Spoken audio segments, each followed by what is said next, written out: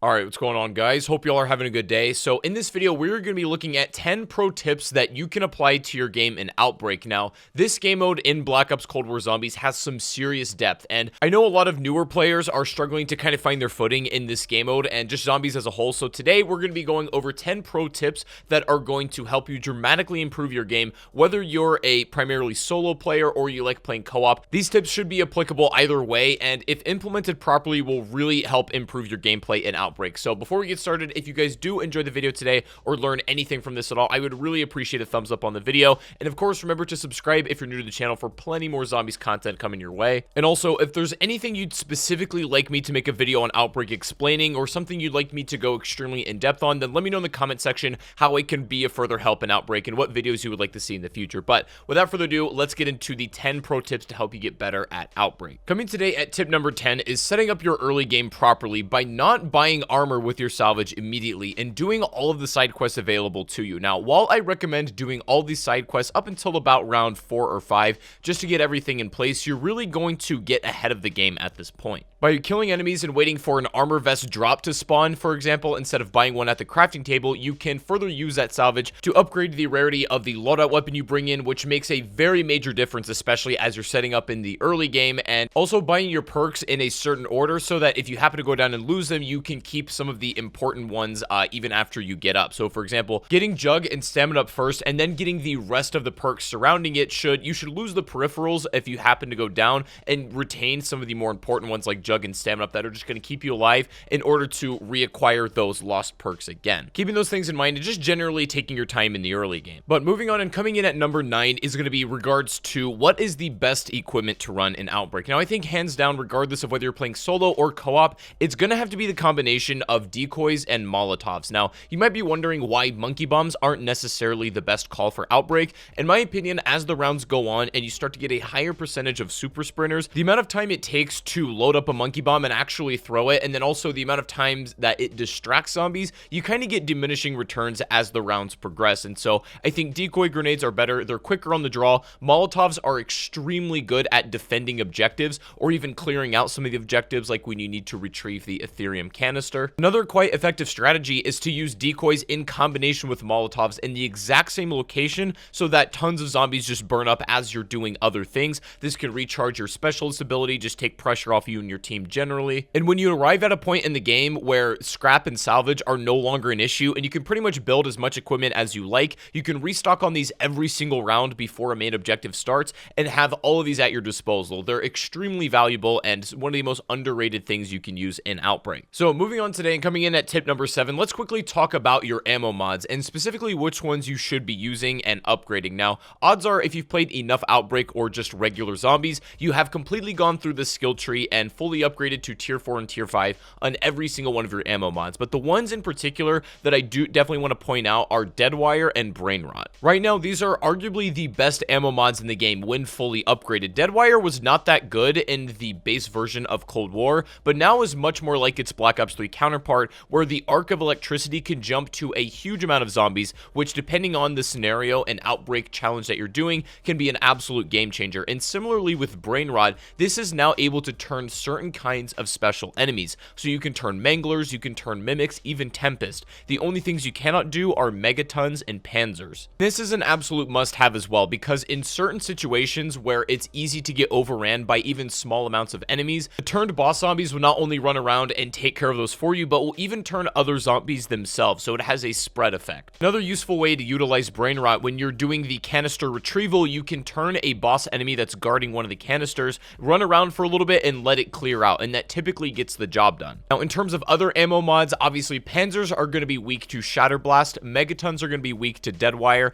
Mimics can be turned by Brain Rot, and I believe are weak to Cryo Freeze. Each special enemy has its own individual ammo mod weakness, so it's just finding about which ones you're fighting and then exploiting them thereafter. Now, moving on to tip number 7, getting into a specific perk I want to discuss. This is Elemental Pop, and when fully upgraded, this perk behaves very similarly to Electric Cherry from previous Zombies games. And for those of you unfamiliar, Electric Cherry essentially lets out a burst of electricity every time you reload your weapon, and this is the exact same function in Cold War, although there is some technique to using it, and it's a complete game changer for Cold War as well when implemented properly. Now, one thing you might want to know about Electric Cherry cherry is that the closer to empty your magazine is, the more dramatic effect you're going to get from the reload itself, so that sometimes the zombies can be stun locked a little bit longer, or even if they're low enough health, they may just end up being killed. Utilizing electric cherry is very crucial in panic situations when you get surrounded. If you let out a reload and all of the zombies stop around you, you don't need to panic, and if you start just shooting zombies haphazardly, you might end up breaking their stun lock and then die a lot quicker than you should have. So just reload, don't panic, and then find a way out. If you're playing solo, I've also found it's extremely valuable to use the reload electric cherry effect when transporting the Ethereum canisters and you start to get a little bit overwhelmed. If you don't have the specialist ability charged on the canister, you can reload and kind of get the same effect, although not nearly as powerful as the specialist ability is, but nonetheless, it kind of gets the job done. Moving on though, coming in at tip number 6 is going to be properly utilizing Ether Shroud in order to boost the Ethereum canisters more effectively. Now, there are a couple of methods of going about doing this. You can use Ether Shroud fully upgraded and getting the speed boost to pick these up, or you can revive a teammate and do both of these at the same time while running the canister, or at least retrieving it. Now, if you want maximum security and safety while transporting these, you can drop the Ethereum canister after picking it up initially, pop Ether Shroud, and then pick it back up, and that should give you at least a good couple of seconds while you're completely safe to run it. However, one really important thing to consider is that the Ethereum canister specialist and then your own field upgrade charge independently. So in my opinion, you should only resort to using your Ether Shroud or maybe your Frenzied Guard, depending on what you're running in this step. And for the most part, you should be utilizing the Ethereum canister's actual field upgrade ability itself, because that pretty much should be all you need to run it in. However, this step can get a little dicey, so it's just nice to have sort of a safety net and a different set of options in case things don't quite go according to plan. If you really want to take your time, you can use Ether Shroud, run the canister for a little bit, drop it, and then go and get your Ether Shroud again by killing zombies, and then repeat the exact same process. This is a safe method to do so, but it does end up burning a lot of time, and honestly, as long as you're efficient and effective in killing the zombies around you, you should have absolutely no problem putting this one in. Also, whenever you're physically loading the canister, always pop your specialist when you have it, just to kill any other further lurking zombies you might have around you and give you a guaranteed completion. Now, coming today at tip number 5 is going to be dealing with the other boss enemies in the most efficient way, and this is definitely a tip for solo players who happen to be struggling with things like panzers, maybe megatons. I'm going to strongly recommend things like the Death Machine and also War Machine for these two. Now, if you've been playing Cold War Zombies at all, and specifically the more traditional modes, you're probably familiar that the Chopper Gunner is pretty much considered the best kill streak upgrade in the entire game, and is just definitely the best craftable that you can use. However, I don't feel the same in Outbreak depending on the map and mode. For example, Chopper Gunners just straight up don't work in holdout locations, and in things like the defense ones, you sometimes can't even reach inside of the buildings using Chopper Gunners. So in order to deal with things like megatons and panzers more efficiently and effectively, you can use things like Death Machines and War Machines to take those out very quickly, and they're actually useful in indoor scenarios. Chopper Gunners, however, are pretty useful in things like the outdoor escort steps, but that pretty much reaches the limits of its effectiveness, and otherwise, I am going to strongly recommend Death Machines and War Machines. They're just a lot more useful. Coming today at tip number 4 is a surprisingly important one, and this is specifically for co-op players, but it is vitally important to know what color your teammates' names are in game, and specifically what color they are on the map as well, so that if they're communicating with you and they need help in a certain objective, you can run immediately to the person you're trying to target. And I know that might sound simple, but being efficient and getting to teammates that need help the most and using, effective and efficient communication, that honestly can make all the difference between failing and completing an objective, meaning the end of your game. If you're playing with teammates you are communicating with, I strongly recommend assigning a color to each one of your teammates, and so that you can, use your color code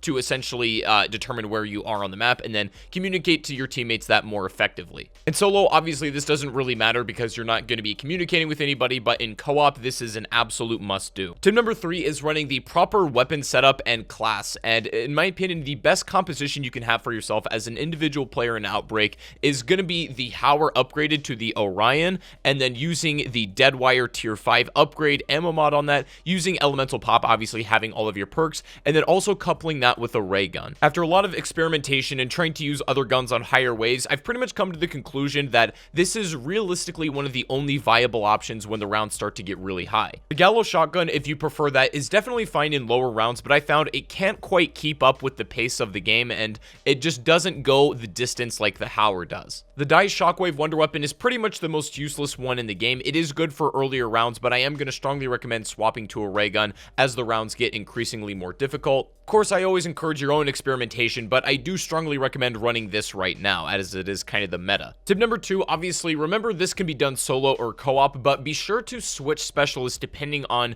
what challenges are coming up and what you need to be using. Obviously, load into the match with the weapon loadout that you're going to be running and upgrading throughout the game, but you can switch abilities mid-match, and obviously you can stick around in the current board you're in to kill zombies and refresh that specialist meter. But a lot of players I see will simply pick the one that they begin the game with and then stick with that for the rest of the match and not even switch it up, even if there is a more optimal strategy to be ran with a different field upgrade ability. They just stick with the one that they brought in initially. But just remember that you can switch these at any point in the match. This comes with game experience as well, and just kind of knowing which ones are more optimal for whatever challenges you're given and faced with. But one of the most difficult challenges is the lockdown steps, and specifically in high rounds, these ones get really difficult. So coming in today at tip number 1 is going to be how to survive these properly. Now, the lockdown step is arguably the most difficult one to pass when the rounds start to stack up and get higher. They're definitely not too bad before round 10, but then they start to get a little bit spicy as you get deeper into the game. But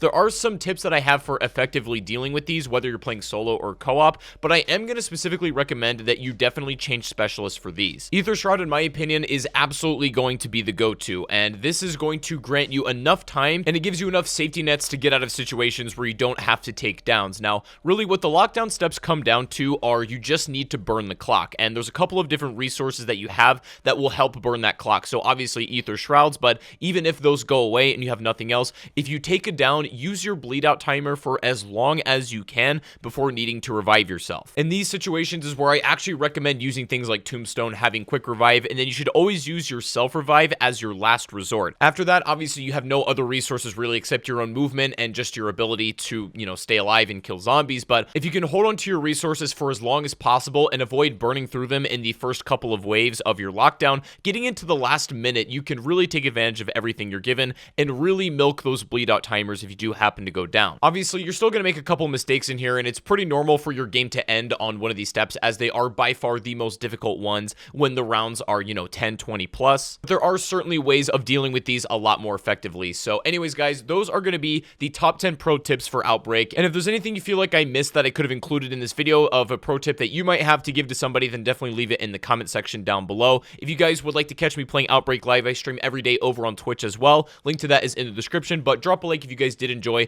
and remember to subscribe to the channel if you are brand new. But other than that, thank you guys so much again for watching, and thank you for the support on the channel, and I will see you guys in the next live stream or the next video. Take it easy, everybody. I gotta go, and peace out.